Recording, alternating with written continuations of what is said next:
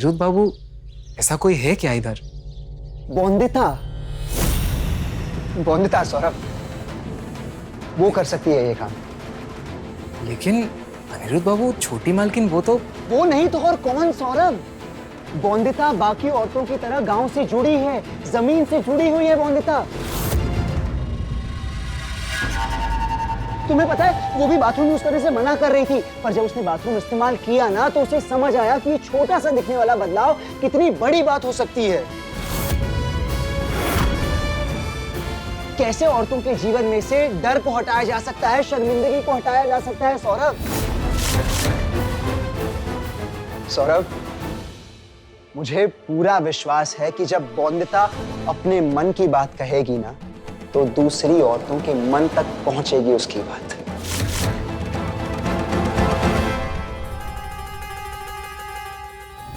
इससे अच्छे से साफ करके मैं ही दूंगी बिरिस्ता बाबू को।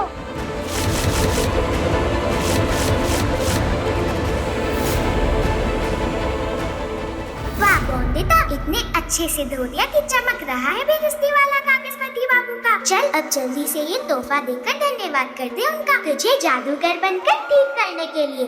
बॉन्दिता,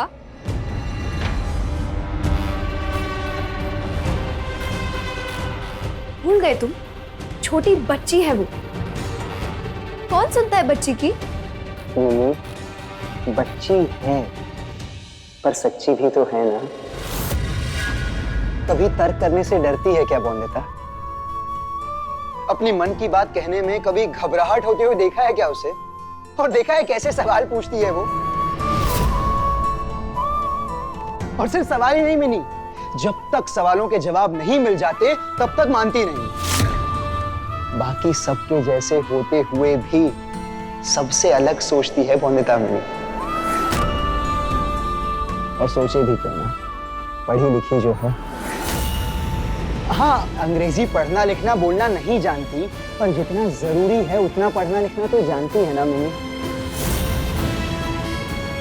याद है वो पत्र, कैसे शर्तें लिखी थी उसने उसमें? जब मैंने वो शर्तें पढ़ी थी, मैंने तुमसे कहा भी तो था कि कुछ खास है ये लड़की। मिनी, वो खास लड़की बॉन्दिता ही है। वो पत्र बॉन्दिता ने लिखा था? अपनी माँ को अकेले छोड़कर ससुराल नहीं आ सकती, तो आप मानेंगे मेरी दोनों शर्तें? तो ही करूंगी मैं विवाह आपसे। कमाल की है ना ये लड़की। ये एक ही पागल है। मिनी, अंधेरे में राह दिखाने के लिए ना एक जुगनू काफी होता है। ऐसे ही इतने सारे समझदारों के बीच ये एक पागल काफी है, उम्मीद जिंदा रखने के लिए। जो तुम्हें खास लगे जरूरी नहीं ना कि सबको खास लगे। मेरा मतलब है कि सब सुनेंगे क्या एक बच्ची की, जबकि तुम्हारी किसी ने नहीं सुनी। गांव वालों को समझाना टेढ़ी खीर है अनिरुद्ध, कोई बच्चों का खेल नहीं। जानता हूं, इसीलिए मुझे पूरा विश्वास है कि बॉन्दिता समझा पाएगी सबको। मैंने महसूस किया है, बॉन्दिता में तर्क से फर्क मिटाने की क्षमता है। उसके सवाल देखे हैं तुमने, उसके तर्क देखे हैं, उसकी बातें देखी है मिनी तुमने। हमेशा बदलाव की बातें करती रहती है, लोगों को मजबूर करती है भविष्य के बारे में सोचने के लिए मिनी। और जब मैं ये महसूस कर सकता हूं, तो बाकी ये महसूस क्यों नहीं कर पाएंगे? और वैसे भी इस लड़ाई में वो अकेली रहेगी क्या? नहीं, मैं रहूंगा उसके साथ। मैं उसके लिए एक अच्छा सा भाषण तैयार कर देता हूं, ताकि मेरी सारी बातें गांव की हर औरत तक पहुंचा सके बॉन्दिता। बस अब हमें और देर नहीं करनी चाहिए। सौरभ सुनो, तुम जितने लोग को जानते हो गांव में, सबकी मदद लेके गांव की जितनी औरतें हो सके सबको बुलवा लेना, ठीक है? और हाँ, अब मैं अकेले नहीं, हम सब मिलकर तुलसीपुर की औरतों की भलाई के लिए काम करेंगे। पर अनिरुद्ध सुनो तो। अभी नहीं मिनी, अब बात सुनेगी तुलसीपुर की हर औरत, जब बॉन्दिता कल उनसे अपने मन की बात कहेगी। हमें करना होगा, कर पाएंगे ना सौरभ? जी बिल्कुल, बिल्कुल कर पाएंगे। मुझे लगता है अभी मुझे जाना चाहिए। मिनी, आज हम क्लब नहीं जा पाएंगे, मुझे भाषण लिखना है, ठीक है?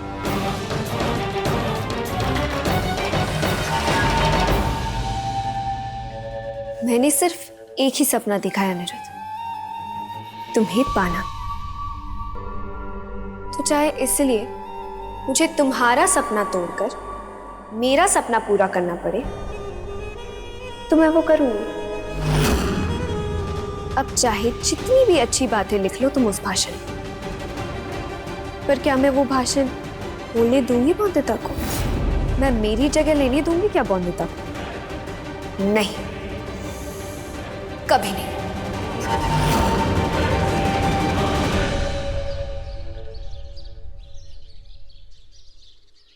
बताओ तो बौंदिता, कौन सी साड़ी पहनानी है? अब आपकी जरूरत नहीं है मुझे परी दीदी।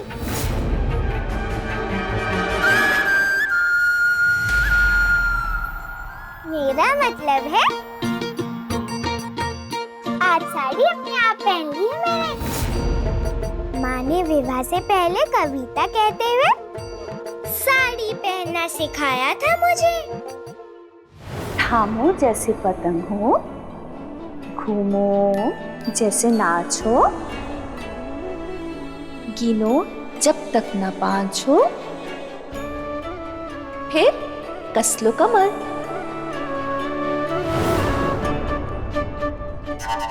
और फिर इतने दिनों से आप और कोयली दीदी मुझे साड़ी पहना रही थी, वो भी देख देख कर याद कर रही थी मैं। तो आज कविता गाते हुए और जैसा देखा था आपको वैसे याद करते हुए पहन ली मैंने साड़ी। बड़े होने के बाद भी दीदा ने लाख सिखाया, उसके बाद सीखी थी मैं साड़ी बांधना। पर ये इतनी सी है और इतनी जल्दी सीख आई। सच कहता है अनिरुद्ध, बहुत होशियार है ये।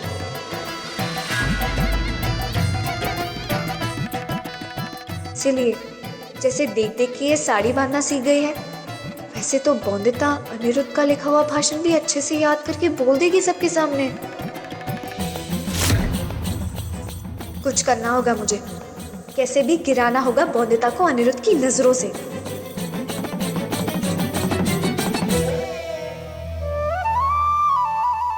परी दीदी,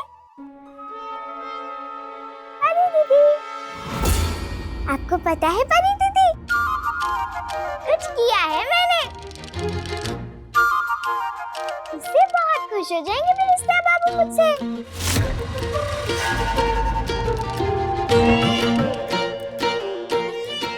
परी दीदी, दिखाऊं आपको?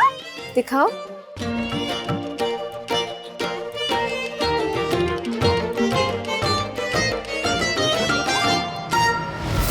याद है आपको ये कागज? बिरिस्ता बाबू का कागज खराब हो गया था मुझसे।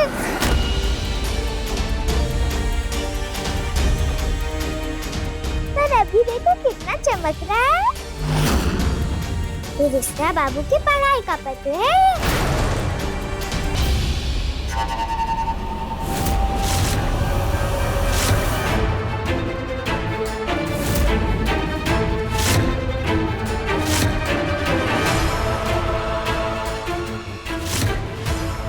इस लड़की से तुमने शादी कर कर अपने जीवन का सबसे बड़ा सपना बैरिस्टर बनने का खत्म कर दिया। रगड़ रगड़ कर धोया है मैंने इसे। बताओ, सब दाग निकल गए ना?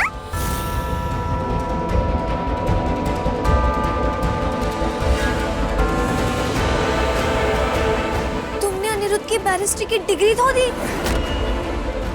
डिग्री कौन धोता है? इतनी बेवकूफ हो क्या तुम? अच्छा नहीं किया क्या मैंने? गलती हुई क्या मुझसे? नाराज होंगे क्या बिरिस्ता बाबू? अच्छा क्या किया इसमें? गलती नहीं तो और क्या है ये? कोई डिग्री धोता है क्या? समझ में भी नहीं आ रहा है इसमें ये कि अनिरुद्ध की डिग्री है या कोई मामूली कागज। तुम्हें समझ में नहीं आया कि सारे अक्षर धुल गए हैं? दिखा नहीं क्या लिखा है इस पे?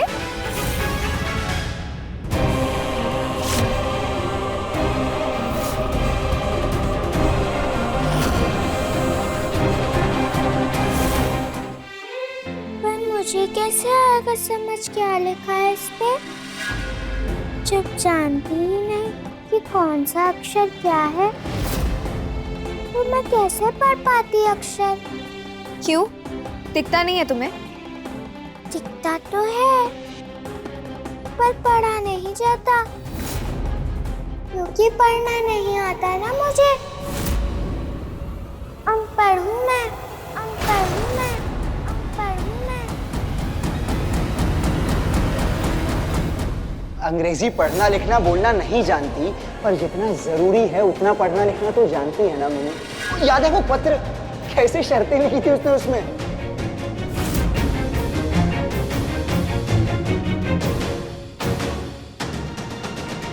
बिल्कुल पढ़ना नहीं आता, एक शब्द भी नहीं। काला अक्षर भैंस बराबर है जिसके लिए, उसका मुकाबला मुझसे करने चला था अनिरुद्ध। समझ नहीं आ रहा कि बौंदिता पे हंसूं या रो अनिरुद्ध की किस्मत पर। तुम होशियार हो बौंदिता, पर मुझसे ज्यादा नहीं। अब देखो तुम्हारे पढ़े लिखे ना होने का फायदा कैसे उठाती हूँ मैं। फिर इस तरह बाबू अब गुस्सा होंगे मुझ पे। ये क्या कर दिया रे तूने बौंदिता? हमेशा ऐसा ही होता है मेरे साथ, कुछ अच्छा करने जाती हूँ पर उल्टा ही कर देती हूँ मैं। परी दीदी एक बात पूछूं? जब दो दो आंखें लड़की और लड़के दोनों को दी हैं भगवान ने, तो पढ़ने का अधिकार सिर्फ लड़कों को क्यों मिला, लड़कियों को क्यों नहीं? माँ कहती है ज्ञान की देवी सरस्वती माता को मानते हैं हम, तो लड़कियों को ही शिक्षा के ज्ञान से दूर क्यों रखते हैं? बहुरानी, अनिरुद्ध बाबू ने आपको जल्दी बुलाया है, कहा कुछ जरूरी काम है आपसे। हाँ भेजती हूँ मैं उसे। थोड़ा जल्दी। हाँ। डरती क्यों हो बौंदिता? मैं हूं ना, भरोसा है ना कि मैं सब बिगाड़ संभाल लूंगी। कुछ अच्छा करना चाहती हो ना अनिरुद्ध के लिए, तो बस वो जो काम करने को कहे बिना किसी प्रश्न के चुपचाप कर लो। भले ही वो काम तुम्हें आए ना आए, बस मना मत करो। ना आए तो भी हाँ कहूँ? सही होगा क्या? तुम चाहती हो कि अनिरुद्ध नाराज हो जाए तुमसे, बैरिस्टर बाबू को बुरा लगे, ये सही है। ये कागज खराब हो गया है तो अनिरुद्ध को खुश करना भी तुम्हारी ही जिम्मेदारी हुई ना। तो बस उसने तुम्हारी परेशानी दूर की, तो उसके बदले में तुम उसका काम कर देना। हाँ, खुश करना चाहती हूँ, पर जो चीज मुझे आती ही नहीं वो कैसे करूँगी? याद है ना तुम्हारी माँ ने तुमसे क्या कहा था कि दुर्गा माँ हमेशा तुम्हारे साथ है, और अगर तुम्हें कुछ ना आए तो मैं हूं ना तुम्हारी मदद करने के लिए। वैसे तुम्हारी परी दीदी को भी जादू आता है। शक्ति, आपको भी आता है जादू? जाओ जाओ, बैरिस्टर बाबू को इतना इंतजार करवाना ठीक नहीं।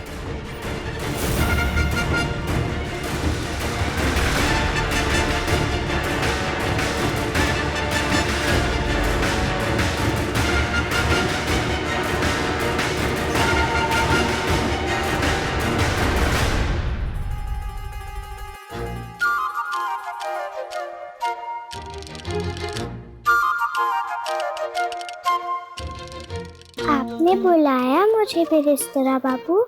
हाँ बौंदिता, एक बहुत जरूरी काम करना है मुझे, और जान लो इस काम से तुलसीपुर की औरतों का भला होगा।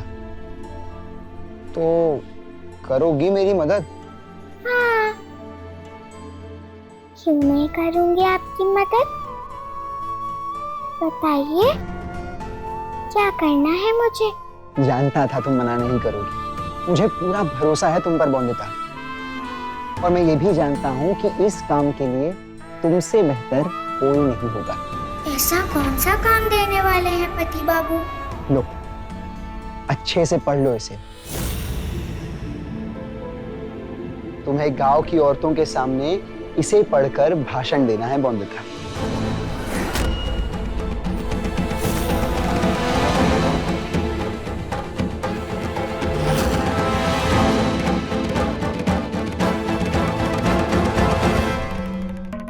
सोमनाथ, हाँ तुम्हारे साथ थोड़ी देर यहाँ बैठ सकती हूँ मैं? हाँ बॉडी।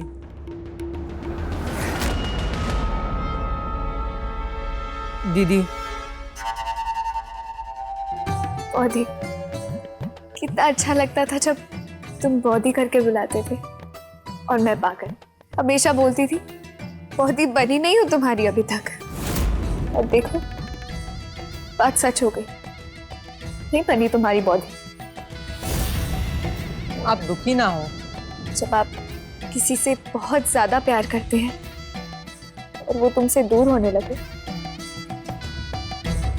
दुख तो होगा ही ना, पर उस दुख को सहना सीख लिया है मैंने जैसे तैसे। पर आज अनिरुद्ध ने जो किया वो। अब क्या बुरा कर दिया दादा ने आपके साथ? एक पल में मेरी जगह दिखा दी अनिरुद्ध ने, एक पल में बता दिया किस काबिल हूं मैं। अनिरुद्ध ने तुलसीपुर की औरतों के लिए एक भाषण लिखा है, और जानते हो उसने किसे चुना है वो भाषण देने के लिए? बोंदिता को चुना है उसने। भाषण की जगह राशन की बात नहीं कर सकती मैं? बात राशन की हो तो थोड़ा आसानी से समझ जाती हूँ मैं। ये भी बहुत मुश्किल नहीं होगा बोंदिता।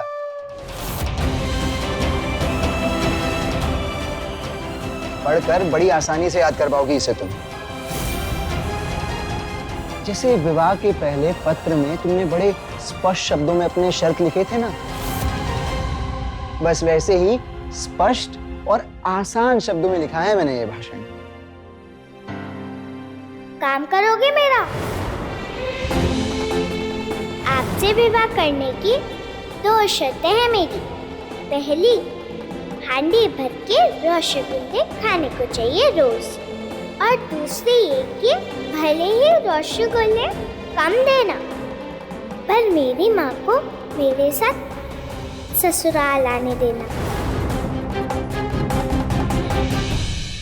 पर मुझे पढ़ना। कुछ अच्छा करना चाहती हो ना अनिरुद्ध के लिए, तो बस वो जो काम करने को कहे बिना किसी प्रश्न के चुपचाप कर लेना। भले ही वो काम तुम्हें आए ना आए, बस मना मत करना। क्या करूं? बता दूं इन्हें? नहीं बोंदिता, अभी सच बोला तो कितना नाराज हो जाएंगे ना बिरिस्ता बाबू तुझसे।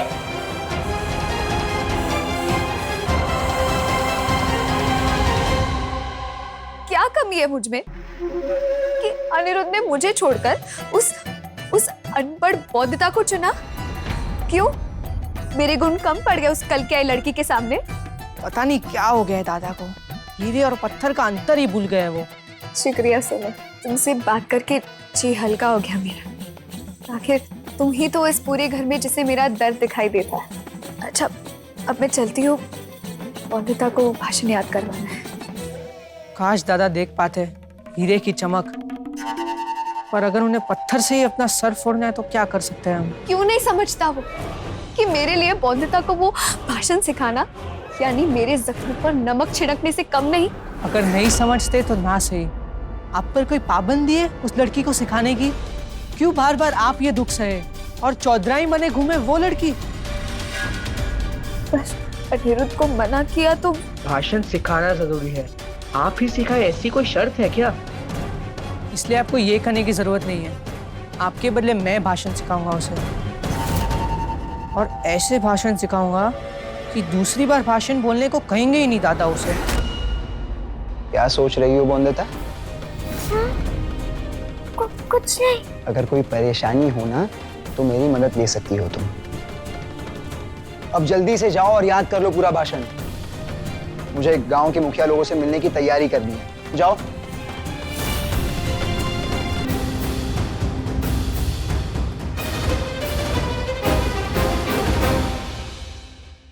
तुम चाहती हो कि अनिरुद्ध नाराज हो जाए तुमसे।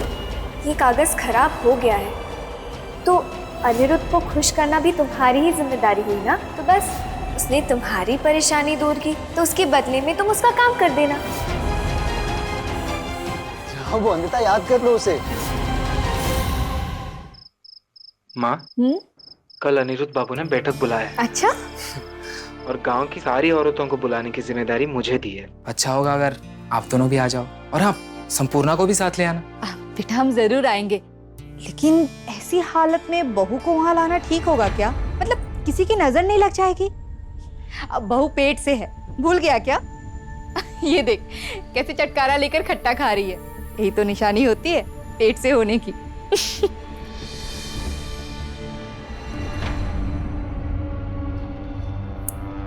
ये क्या कर रही हो तुम? इमली खा रही हो? हाँ हाँ वही, ये इमली खाना बंद करो तुम। क्यों? माँ ने तो कहा जब लड़की पेट से होती है तो इमली खाते हैं। क्या पेट से लगा रखा है? तुम्हें पता भी है एक औरत कब पेट से होती है? तुम्हारी माँ ने समझाया ये बात तुम्हें? क्यों, मैं 5 साल की बच्ची हूँ क्या जो मुझे नहीं समझ आएगा? जब पति पत्नी एक दूसरे के करीब आते हैं और जब प्यार से छूते हैं। हाँ सही कहा तुमने। तो हम दोनों कभी पास आए क्या? कभी एक दूसरे को वैसे छुआ? रोज रात तो हम साथ में ही सोते हैं, और उस दिन आपने मेरा हाथ नहीं पकड़ा था। संपूर्णा, सिर्फ हाथ पकड़ने से या साथ सोने से कोई पेट से नहीं हो जाता। उसके लिए तो पास आना होता है।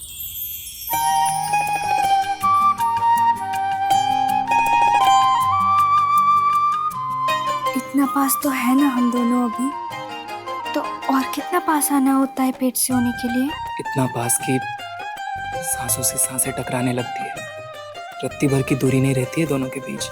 इतना पास।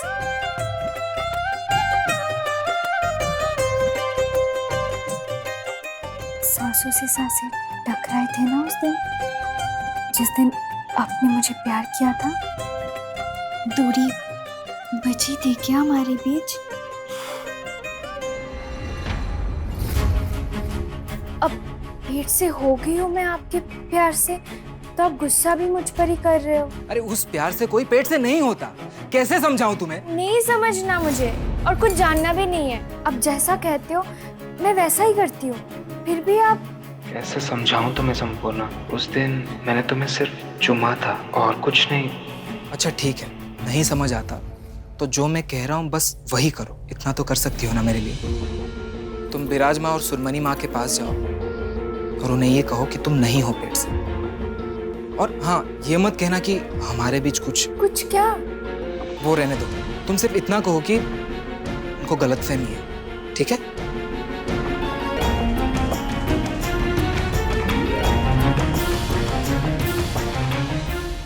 परी दीदी से मदद मांगती हूँ, पर वो तो घर चली गई।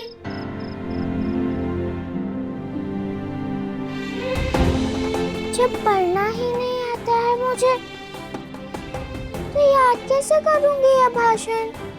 मेरा गांव होता तो पाठशाला जाने वाले लड़कों को फिर से जाल में फंसाकर करवा लेती, और फिर माँ की कविता जैसे एकदम याद कर लेती। पर अब कौन पढ़कर सुनाएगा ये?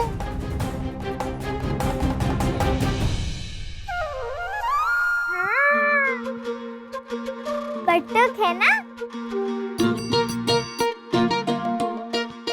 अगर उसने मेरी शिकायत बेरिस्तेरा बाबू से कर दी तो? उन्हें पता चल गया कि मुझे पढ़ना नहीं आता। वो दुक्का माँ, क्या करे ये छोटी सी बॉन्दिता? कैसे पढ़ूं ये भाषण? भेजो ना किसी को मेरी मदद करने के लिए। बॉन्दिता, बौदी, मैं सिखा दूं आपको? मेरे सिखाने से कोई समस्या तो नहीं होगी आपको? मुझे क्यों होगी समस्या सोमनाथ दादा? मेरे लिए तो अच्छा नहीं होगा कि आप सिखाओगे? आप मुझे पढ़कर बताइए क्या लिखा है इसमें, और मैं अच्छे से एक एक शब्द याद कर लूंगी। फिर ऐसे बोलूंगी कि गर्दन ऊंची हो जाएगी सबके सामने बेरिस्ता बाबू की। हाँ हाँ, एक एक शब्द अच्छे से समझाऊंगा आपको। कि जब आप बोलोगे सब आप पर खूब हंसेंगे। हंसेंगे क्यों? अब खुशी में हंसेंगे, इतनी अच्छी बातें जो कहेंगे आप।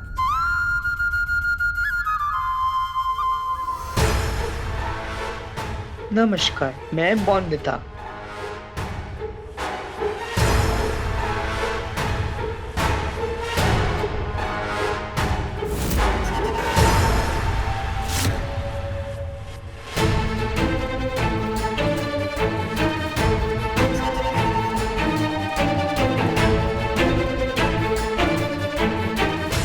शुक्रिया सोना, कितनी आसानी से तुमने बॉन्दिता को अनिरुद्ध की नजरों से गिराने का काम कर दिया है। अब बस बॉन्दिता सबके सामने गलत भाषण बोलते हैं, फिर अनिरुद्ध की गर्दन ऊंची नहीं, शर्म से झुक जाएगी। बहुत काबिल समझते हो ना तुम बॉन्दिता को। अब तुम खुद बॉन्दिता को इसकी कमियां गिनाओगे।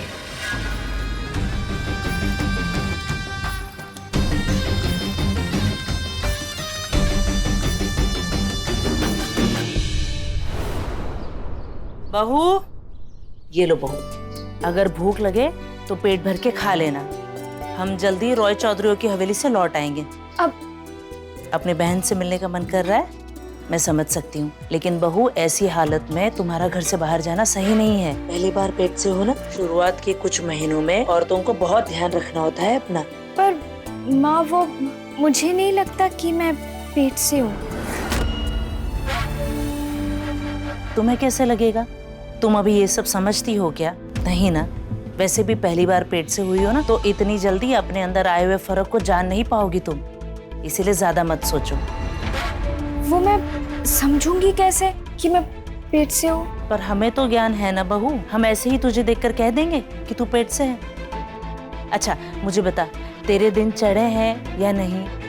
तुम क्या कहना चाहती हो बहू? कि हम बड़ों को इतनी भी समझ नहीं है कि एक औरत को देखकर हम ये बता सके कि वो पेट से है या नहीं? अपना पैर देखना जरा, फूले हुए हैं ना? क्यों विराज, एक औरत के चेहरे पे रौनक नहीं आ जाती है जब वो पेट से होती है? शरीर नहीं खिल जाता है? अरे शरीर खुद ही ये बदलाव कर देता है एक औरत के लिए जब वो पेट से होती है। पर बहू, मैंने तुमसे कहा था ना कि ये बात 4 महीने तक बाहर किसी को पता ना चले, ताकि किसी की नजर ना लग जाए। लेकिन अब तो यही लगता है कि तुम्हारी खुद की नजर लग जाएगी इस बच्चे को। चलो विराज, अगर छोटे मालिक के वहाँ बैठक में हमें देरी हो गई ना तो सौरभ गुस्सा करेगा। अच्छा बहू, हम चलते हैं, अपना ध्यान रखना। हाँ,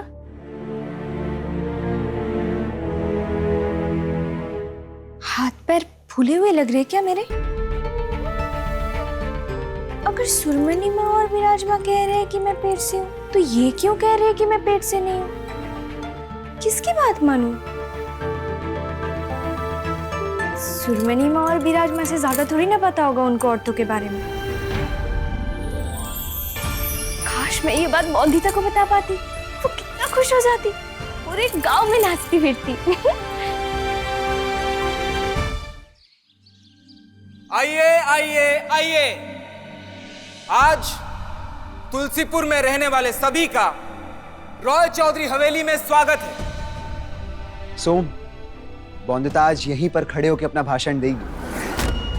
आज रॉय चौधरी परिवार की बहू आप सभी से कुछ कहना चाहती है, तो आप सभी से निवेदन है कि आप अपना सारा काम छोड़कर ज्यादा से ज्यादा संख्या में इकट्ठा होइए, सुनिए कि क्या कहना चाहती हैं वो आप सबसे। बॉन्दिता, मैंने जो जो जैसे जैसे लिखा था वैसे याद कर लिया है ना तुमने? हाँ, एक एक शब्द अच्छे से याद हो गया है मुझे। कल रात से 100 बार बोल चुकी हूँ मैं। अच्छा, अगर फिर भी कोई घबराहट हो, कोई सवाल हो तो पूछ लेना मुझसे आके, कह देना मुझे, ठीक है? डरोगी तो नहीं? नहीं तो मन का बोलने में घबराना क्यों? अच्छा, वेरी गुड। लगता है काफी अच्छे से तैयारी की है बोंदिता ने।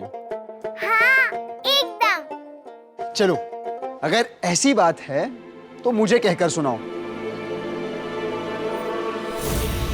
जो जो तुमने याद किया है, जैसे याद किया है वैसे ही सुनाना, ताकि जितना आत्मविश्वास बोंदिता में है उतना मुझ में भी आ जाए। हाँ, अभी सुना देती हूँ। चलो। पता चल जाएगा दादा को कि मैंने उनके लिखे भाषण को पूरी तरह बदल दिया है, सब गड़बड़ हो जाएगा। नमस्कार, मैं बोंदिता रॉय चौधरी हूँ। बहू हूँ रॉय चौधरी परिवार की। पर आप मेरी भारी साड़ी और गहनों पे मत जाइएगा। हूँ आप सबकी ही तरह मैं गांव से ही आई हूँ। तो बताइए बिरिंदा काकी, प्रमीला काकी, आप सबसे अलग होंगी क्या मेरी परेशानियाँ? और क्या गलत है मेरा मानना कि एक औरत ही दूसरे औरत का दर्द समझ सकती है? नहीं ना? इसीलिए तो हुए हैं हम सब आज यहाँ इकट्ठा।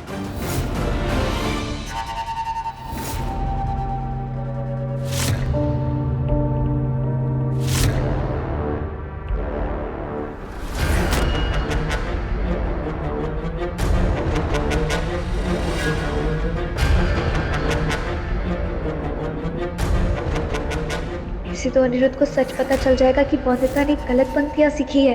बोंदिता हर बार बाजी पलट देती है। ये नहीं हो सकता, अब मुझे ही कुछ करना पड़ेगा।